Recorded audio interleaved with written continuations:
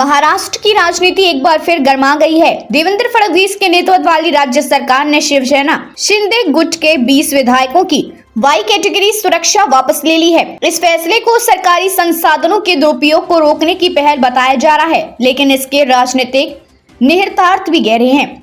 बीते दिनों से देखा जा रहा है कि मुख्यमंत्री देवेंद्र फडणवीस की बैठकों से एकनाथ शिंदे लगातार दूरी बना रही हैं। अब उनके विधायकों की सुरक्षा हटाने का फैसला क्या महज प्रशासनिक कदम है या फिर भाजपा की कोई नई रणनीति? ये सवाल इसलिए भी अहम हो जाता है क्योंकि महाराष्ट्र की सत्ता में आने के बाद भाजपा ने शिंदे गुट ताकतवर दिखाने की पूरी कोशिश की थी। तब उनके विधायकों को सुरक्षा भी दी गई थी, लेकिन अब हालात बदलते दिख रहे हैं। राजनीतिक जानकार मानते हैं कि भाजपा महाराष्ट्र में अब अकेले खेलने की रणनीति बना रही है। एकनाथ शिंदे के विधायकों को दी गई सुरक्षा हटाने का कदम इस ओर इशारा करता है कि भाजपा शिंदे गुट पर दबाव बनाकर उसे झुकाने की कोशिश कर रही है। राज्य सरकार के इस फैसले से शिवसेना शिंदे गुट और भाजपा के बीच पहले से बढ़ रहे तनाव को और बल मिल सकता है।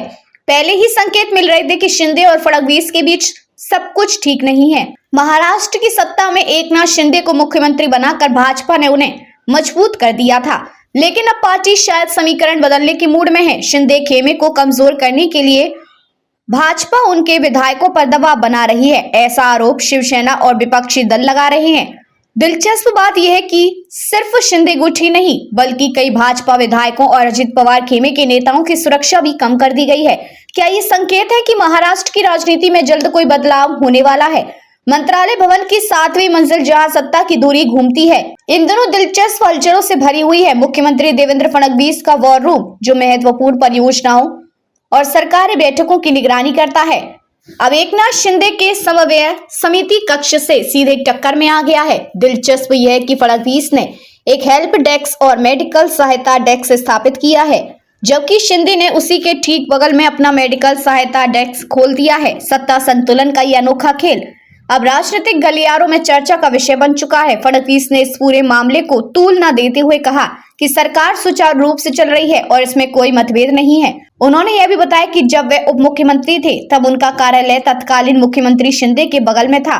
लेकिन क्या ये सफाई सच में सरकार की स्थिरता दिखा रही है या फिर इसके पीछे कोई और रणनीतिक चाल छिपी है? महाराष्ट्र की राजनीति को करीब से देखने वाले जानकार मानते हैं कि भाजपा शिंदे गुट को कमजोर कर अपना प्रभुत्व और मजबूत करना चाहती है। अब तक भाजपा ने शिंदे को एक राजनीतिक मोहरे की तरह इस्तेमाल किया, लेकिन अब जब उसकी अपनी स्थिति मजबूत हो गई है तो उसे शिंदे की जरूरत पहले जैसी नहीं रही। यह भी संभव है कि यह कदम शिंदे को झुकाने और उन्हें भाजपा के इशारों पर चलाने के लिए उठाया गया हो। हालांकि भाजपा इस फैसले के पीछे क्या सोच रही है यह तो सिर्फ हाईकमान ही जानता है, लेकिन इतना तय है कि इस फैसले ने महाराष्ट्र की राजनीति में नई हलचल जरूर पैदा कर दी है। अब देखना होगा कि शिंदे गुट इस पर कैसी प्रतिक्रिया देता है। क्या यह फैसला राज्य की सत्ता समीकरण को पूरी तरह से बदलने का संकेत है? अंधेरी पुलिस स्टेशन में नागरिक शिकायत निवारण दिवस का आयोजन। पुलिस उपायुक्त ने 50 से अधिक वरिष्ठ नागरिकों एवं महिलाओं की शिकायतों का निवारण किया। राज्य के मुख्यमंत्री देवेंद्र फडणवीस ने निर्देश दिया कि सभी सरकारी विभाग अगले 100 दिनों का कार्यक्रम प्रस्तुत करें और 26 जनवरी तक सूचना के अधिकार की अधिकांश जानकारी सरकारी वेबसाइट पर उपलब्ध करा दें। मुख्यमंत्री के निर्देशानुसार और मुंबई पुलिस आयुक्त के निर्देशानुसार मुंबई पुलिस जोन 10 के अंतर्गत अंधेरी पुलिस स्टेशन में वरिष्ठ नागरिकों और महिलाओं के लिए शिकायत निवारण दिवस का आयोजन किया गया।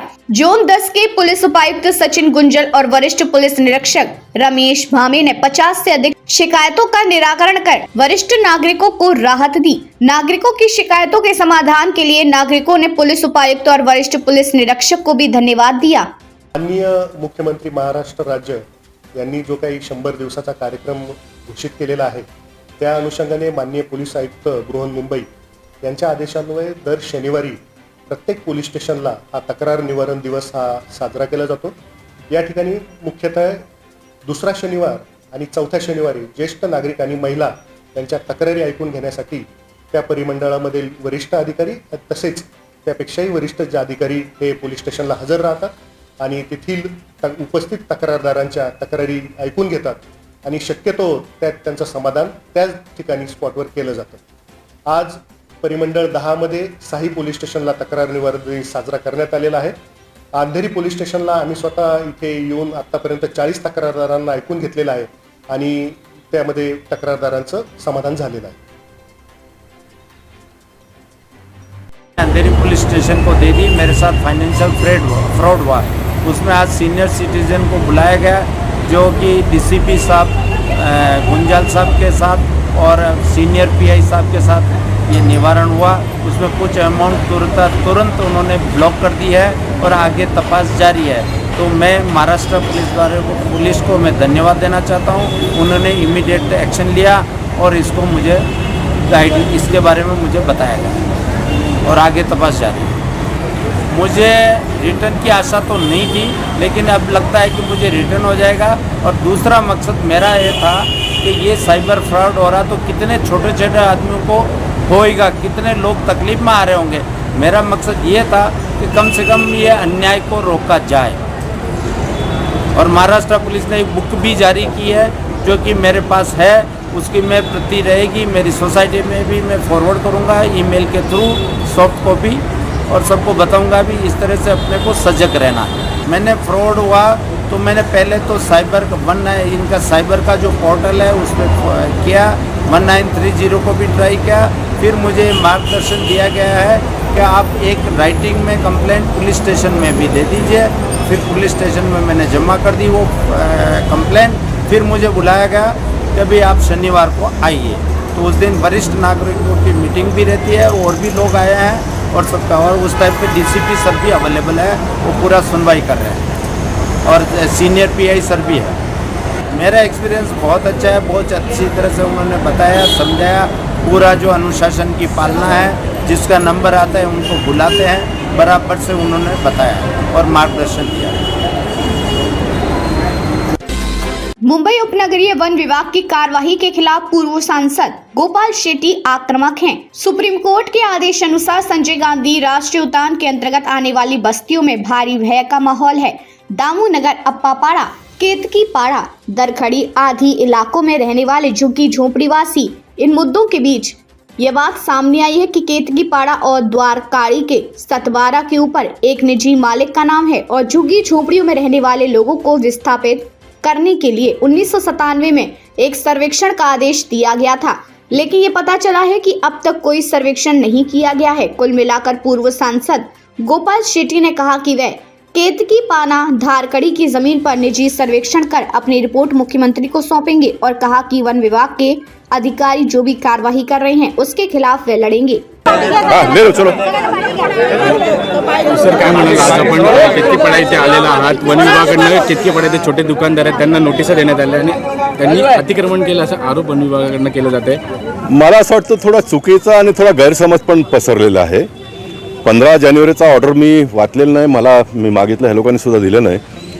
वन विभागचा एकूण इतिहास जर आपण लोकांनी पाहिला तर 1997ला ज्यावेळी सुप्रीम कोर्टचा ऑर्डर आला होता त्यावेळी राम नाईक साहेबांनी ही लढाई खूप मोठ्या प्रमाणात लढली होती आणि त्यावेळी जे व्यावसायिक स्वरूपाचे धंदे होते ते त्याचवेळी बंद पाडण्यात आले होते. आता केतकीपाड्यामध्ये जो व्यावसायिक रेसिडेन्शियल एरियामध्ये मुंबई महानगरपालिकेच्या नियमामध्ये, महाराष्ट्र सरकारच्या नियमामध्ये हे परमिसेबल आहे, हे अलाउड आहे. कुठलाही तुम्ही बिल्डिंग बघितलं तर वरती लोक राहतात आणि खाली दुकानं आहेत. जसं बिल्डिंगच्या लोकांना खाण्यापिण्याची वस्तू लागते तसं गरीब झोपडपट्टीतल्या लोकांना खाण्यापिण्याची वस्तू लागते. म्हणून ह्याला कमर्शियल 97ला कोर्टात जो केस चालली ते पॉल्युशन निर्माण करणाऱ्या कमर्शियलवरती बंदी आली होती.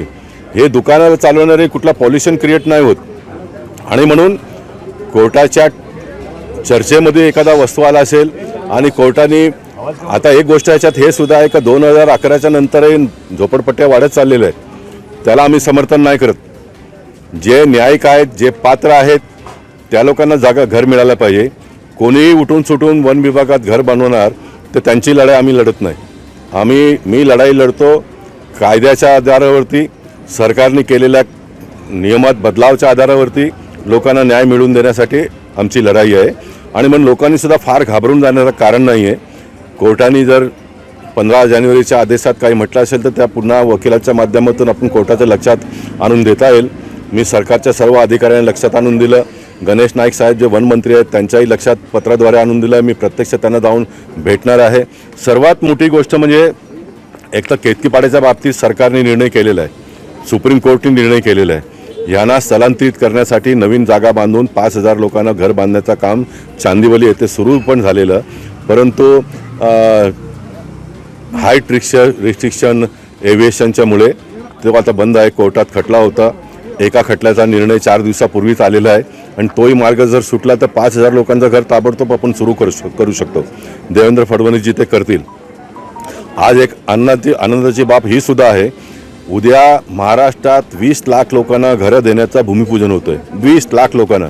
मोदीजींनी जो कायदा बनवला, महाराष्ट्र सरकारने, देवेंद्र फडणवीसजी, एकनाथ शिंदेजी आणि अजितदादांनी जो कायदा बनवला, त्या कायद्याच्या अंतर्गत 20 लोकांना घरं देण्याचा भूमिपूजन उद्या होतोय. तर एका ठिकाणी नवीन लोकांना घर देण्याचं आपण भूमिपूजन करतो, तो दुसऱ्या ठिकाणी वर्षानुवर्षापासून राहणाऱ्या लोकांवरती अशा प्रकारची संकट आलेली आहे, ज्याच्याबद्दल आपण आता चर्चा करतो. सर्वात महत्त्वाचा म्हणजे देशाचे आत्ताचे राष्ट्रपती सन्मान्य मुर्मूजी ज्यावेळी राष्ट्रपती झाले त्यावेळी 2023ला पार्लमेंटमध्ये मी होतो, मी त्याचा साक्षीदार आहे. देशाचे पंतप्रधान नरेंद्र मोदीजींनी 2023ला वन विभागाच्या कायद्यामध्ये अमेंडमेंट आणून बदलाव केलेला आहे. जोपर्यंत बोरिवलीस आणि महाराष्ट्रात नव्हे तर संपूर्ण देशातल्या वनामध्ये जे लोक राहतात, जे पात्र आहेत, त्यांना जागा दिल्याशिवाय तोडायचा नाही, अशा प्रकारचा कायद्यामध्ये बदल केलेला आहे. हे सर्व असताना काही RTI ॲक्टिव्हिस्ट लोक जाऊन कोर्टात पुन्हा लोकांना सतवण्याचं काम करतात. तर मी लोकांना हे सांगेन की भारतीय जनता पक्षाच्या माध्यमातून न्यायिक लढ्यामध्ये आम्ही तुमच्याबरोबर आहोत. घाबरू नका. हे दुकानासमोर असे भिंत वगैरे घालून तुम्ही एवढे हतबल होऊ नका. आपण कोर्टालाही समजवण्याचं काम करूया आणि कोर्ट जो आदेश देईल तो अंतिम आदेश असेल. परंतु माझा पूर्ण विश्वास आहे, न्यायालयाला आपण देवालय असं मानतो.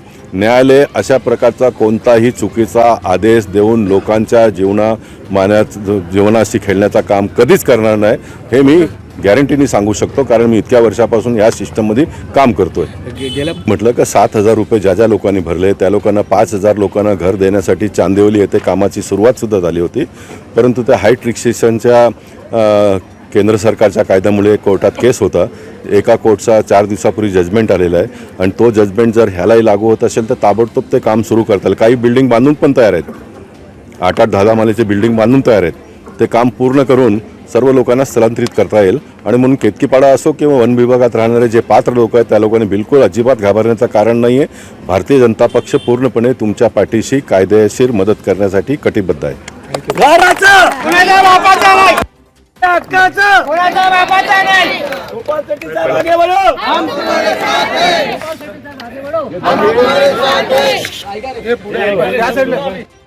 प्रताप सिंह। आप रहने को कहाँ पर, मतलब कितने साल से केतकीपाड़ा में रहते यहाँ पर मैं 70 से हूँ। इसके पहले मेरे दादाजी हम के नाम से मनु सिंह चाल यहाँ पर है। इसमें हमारे यहाँ पर 5वीं पीढ़ी है यहाँ पर। तो आपको जो फॉरेस्ट के ओर से नोटिस दिया गया आपके गालों को, हाँ दुकान आपको क्या लगता है सही है या गलत है? ये तो अन्याय हो रहा है कि हमारे पास कोई बड़ी दुकान है, हमारी दुकान भी छोटी दुकानें हैं, हम लोग छोटा मोटा उसमें व्यवसाय कर रहे हैं। बच्चे बड़े हो रहे हैं, आज की तारीख में बच्चे अपना देखें, हम लोग देखेंगे। आज मेरी उम्र 63 साल 63 है, तो बच्चे तो अपने ऊपर हमारा खर्चा निकालेंगे। हम उसी दुकान के माध्यम से हम लोग का मतलब रोज चल रही है। अगर दुकान अगर टूट जाती है तो अन्याय होगा। तो मतलब तो इसलिए मेरे आप चलने माध्यम में चाहता हूँ जो हमारे महाराष्ट्र शासन हो, वन विभाग हो, हमारे एरिया के जो आमदा प्रवेश सूर्य साहब हो, खासदार पीयूष गोयल साहब हो, इस पर ध्यान दे और हमारे साथ न्याय हो, ऐसे उनसे हम अपेक्षा करते हैं। काय नाव दादा आपलं? सचिन अत्रे। आपण किती वर्षापासून इथे राहता आणि केव्हापासून आपली दुकान आहे? माझे आईवडील 61 झाले वर्षापासून राहतात आणि मला झाला ते 40 होय। तर मी लहानपणी मोठा झालो किती वेळात, असं काय मॅटर ऐकलं नव्हतं आणि आता हे मॅटर चालू आहे फॉरेस्टच्या दुकानाबद्दल। एवढं काय ऐकलं नव्हतं कधी मी। आता माणसं घाबरले। मी स्वतः या लाईनवरती धंद्यावर आपल्या बहिणी लग्न केलंय, घर घेतलंय, कारण की माझ्या फ्युचर मुलीचे असा विचार करतोय। आता ते नोटीस देतात, टेन्शन येतं माणसाला, तर माणसं घाबरलेले। त्यामुळे आमचे प्रकाश दादा यांच्या आपण गेलो होतो ऑफिसला। दादा बोलले घाबरू नका, आम्ही आहे पाठी सिंगच्या। प्लस आमचे पीयूष गोयल साहेब ते बी बोलले आम्ही काय तर करू तुमच्याबद्दल, एवढंच।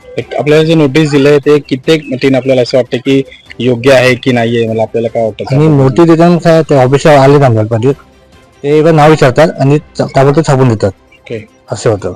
आणि प्लस नोटीस एक 3 नोटीस दिली, माझ्या नावाते, नंतर आईच्या नावाते, पप्पा नावाते। दुकान एकच आहे माझं, ते बी सध्या भाड्याने, असं सीन है। दादा क्या नाम है आपका? मुन्ना ठाकुर। आप कितने साल से कितकीपाड़ा में रहते मैं हैं? 35 ईयर्स से रह रहा हूँ। जो फॉरेस्ट की ओर से, वन विभाग की ओर से हाँ। कितकीपाड़ा जो गाला धारक है प्लस जो घर है उनको नोटिस दिया जा रहा है तोड़ने के लिए, या तो फिर अतिक्रमण का जो आपका पुरावा रहेगा वो वन विभाग के अंदर सबमिट करने के लिए, तो क्या कहना चाहोगे? देखिए, इसमें नोटिस का तो ये सरकार की पर्सनल बात है और कानून के विषय में हम लोग कुछ नहीं बोल सकते, लेकिन एक तरफ सरकार बोलती है सबको नल, सबको जल, सबको घर, लेकिन यहाँ पे जो अभी का है जो 95, जैसे हमारे माननीय पुजारी साहब ने बोला, जो 95 का अभी तक जो पुरावा रखा, जिन्होंने 7000 भरा, उसको घर नहीं मिला है। और जब ये नोटिस आया, सब हो हंगामा हुआ, तो हम लोग दादा के पास गए थे। दादा ने हमको बहुत अच्छा से समझाया और बोला कि चिंता करने की बात नहीं है, मैं वन मंत्री से बात करता हूँ, और बात भी की, सब कुछ आश्वासन मिला। उसके बाद प्रश्न उठता है दुकानदार का। तो मेरा आपके माध्यम से ये कहने का मतलब है, जो घर रहेगा तो दुकान भी जरूरी है, क्योंकि घर वाले यहाँ अगर दुकान नहीं रहेगा तो डी-मार्ट से माचिस लेके नहीं आएगा दहीसर में 20 रुपया खर्चा करके। दूसरी बात है, जो अभी का जो माहौल है फॉरेस्ट वाले का, जिन्होंने जो भी किया, अभी तो कम हो गया, इसका मैं आमदार को श्रेय देता हूँ, जो बहुत परेशानी हम लोग का कम हुआ आमदार की वजह से, नहीं तो पहले बहुत अति होता था। तो मैं आपके माध्यम से ये बताना चाहता हूँ कि सरकार इसके विषय में सोचे, पहले घर दे। मैं ये नहीं बोलता हूँ जो हम लोग ये करेंगे, आंदोलन करेंगे, आंदोलन कब करेंगे? जब हमारे गले तक आ जाएगा। हमको तो हमारा हक का घर चाहिए। इसमें जो भी माननीय नेता है वो सक्षम है, कर रहे हैं काम, लेकिन फिर भी इसमें मैं यहाँ से सेंट्रल तक हमारा ये आवाज जाए। हमारा आमदार जो कर रहा है उसमें नो डाउट वो कर रहा है, हमारा जो सांसद है उसको भी सोचना चाहिए, वर्तमान का जो मुख्यमंत्री है उसको भी ध्यान देना चाहिए, क्योंकि ये केतकीपाड़ा 1938 का पुरावा दिखाने के लिए सक्षम है। यहाँ 1938 से आदमी रहता है। इतना दिन जो सरकार सब कुछ दिया, यहाँ सब कुछ आपको भी मालूम है, पोस्ट ऑफिस है, वो गवर्नमेंट का है, दुकान है, भारत सरकार ने स्टेट गवर्नमेंट ने लाइसेंस दिया, LF2 मीटर दिया, स्कूल है, सरकारी है, हिंदी मीडियम स्कूल है, मराठी मीडियम है, चर्च है, गुरुद्वारा है, पोस्ट ऑफिस है, अनेक चीज जो है जिन जैसे कि गवर्नमेंट के कलम से ही बनता है, ये हमारा कोई आमदार नहीं देता है। और मैं आपके माध्यम से ये भी बात, अगर छोटी बात रहती तो हमारा आमदार ही काफी था हमको बचाने के लिए, लेकिन ये सेंट्रल लेवल की, स्टेट लेवल की बात है, उसमें आमदार अकेला नहीं, आमदार के साथ में भी आदमी चाहिए जो उससे बड़े पद पे है, चाहे वो सांसद हो, चाहे वो मुख्यमंत्री हो, चाहे वो उप मुख्यमंत्री हो, चाहे बड़ा NGO जो आवाज उठा रहे केतकीपाड़ा का तोड़ो। अरे थोड़ा भी दिमाग लगाना, जब भी हमको तुमने पुरावा दिया था उस टाइम में क्या किया था? होली दिवाली में दिया था पटाखरी के आवाज में, कि दिमाग से दिया था, लेकिन वो सुनने के लिए नहीं है। केतकीपाड़ा आज का नहीं, आजादी से पहले का बस्ती है। यहाँ हर किसी को हक का अपना अधिकार मिलना चाहिए। मैं आपके माध्यम से बताना चाहता हूँ कि, और आपको भी धन्यवाद देना चाहता हूँ जो आपके माध्यम से हमारा ये बात हर जगह जा रहा है। लेकिन मेरा कहना है, सरकार से मेरा एक ही हाथ जोड़ के विनती है, आज जो गरीब लोग यहाँ पे रह रहा है, ये रोड पे आ जाएगा तो इसी का लड़का कल आंदोलन करता है, डकैत बनता है, लुक्खा बनता है, और सरकार के प्रति, कानून के प्रति नफरत होता है। जो हमें घर नहीं मिला है, ये सरकार गलत है, ये फॉरेस्ट वाला गलत है, तब अगर कुछ किया तो उसके ऊपर केस बनता है, तो मैं समझता हूँ गलत है। आदमी मजबूर में कानून को हाथ में लेता है, शौक से कोई नहीं लेता है। इसके लिए मैं आपको भी धन्यवाद देता हूँ, यहाँ पे तमाम आए हैं, मैं उसको भी धन्यवाद देता हूँ। आप डटे रहिए, इधर उधर मत भागिए, एकजुट बनाइए, एक यूनिटी बनाइए, एक झंडा रहेगा, एक आवाज रहेगा, एक आदमी रहेगा, तो हमें न्याय 101% मिलेगा। बस यही मैं आपको कहना चाहता हूँ। केतकीपाड्यात जे वन विभागाने नोटीस पाठवलेलं आहे त्याबद्दल आपलं काय म्हणणं, आणि जे नोटीस आहे ते लीगल आहे का, आपल्याला असं वाटतंय का? बघा, केतकीपाड्यामध्ये आता 70 वर्षापासून ही वस्ती आहे का, वस्ती आजची नाही आहे, पण या 70 वर्षामध्ये प्रत्येक 5 वर्षांनी वन खात्याचे लोक नोटीस देतात, लोकांना घाबरवत आहेत, लोकांना घर तोडणार म्हणून। परंतु तुम्हाला सांगितलं तुमच्या माध्यमातून की